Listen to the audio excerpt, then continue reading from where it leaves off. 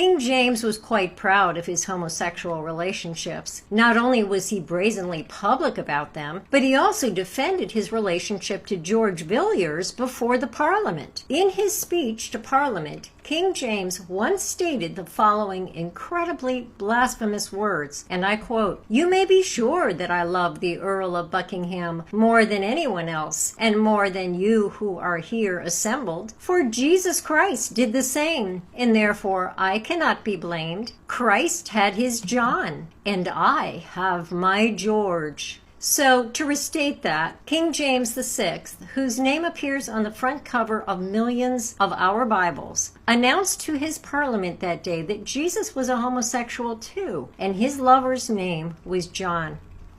George Villiers went on to become King James's favorite companion, replacing Robert Carr not only in bed, but as Earl of Somerset. King James also promoted Villiers to become Master of the Horse, Earl of Buckingham, and Lord High Admiral. Villiers stood by King James as loyal bedmate and assistant in rulership until the king died in 1625. That's interesting. These are actual historical records with historical testimonies on them.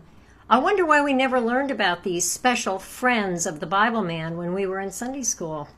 We also know that King James was undeniably a Freemason. On April 15, 1601, he was initiated at the Lodge of Scone, Scotland, at the age of 35. In the archives of the actual Lodge of Scone in Scotland, they keep a document called the Perth Agreement. That document attests to several items in the history of the lodge. The document states that in 1601, King James VI of Scotland, at his own request to John Milne, who was the king's own master mason and master of the Lodge of Scone, was entered freeman, mason, and fellowcraft, and during all his lifetime he maintained the same as one member of the Lodge of Scone. A Freemasonic website out of Canada states the following. On the west wall of the lodge hall used by Lodge Scone in Perth No. 3 in Perth, Scotland, you can see a mural depicting King James kneeling at their altar in his initiation. On that website and from countless other sources, we find pictures of that mural, as you can see here.